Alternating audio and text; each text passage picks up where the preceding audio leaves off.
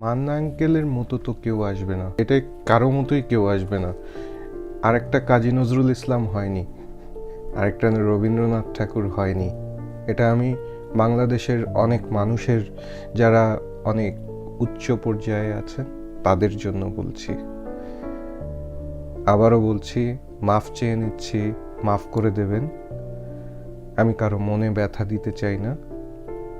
কোনো একজন BCS officer বানানোর প্রতিষ্ঠান বাংলাদেশে আছে,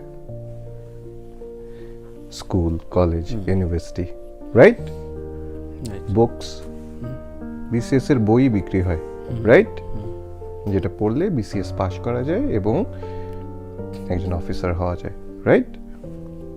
এরকম কি কোনো বই আছে যেটা পড়লে মান্না হওয়া যাবে, যেটা পড়লে কাজী নজরুল ইসলাম হওয়া যাবে, যেটা পড়লে রবীন্দ্রনাথ ঠাকুর হওয়া যাবে, যেটা পড়লে একজন কাজী হায়াত হওয়া যাবে? আছে? এটা ভিতরে থাকতে হয়, এটাকে নার্চার করতে হয় এবং এটাকে পৃষ্ঠপোষকতা করতে হয়।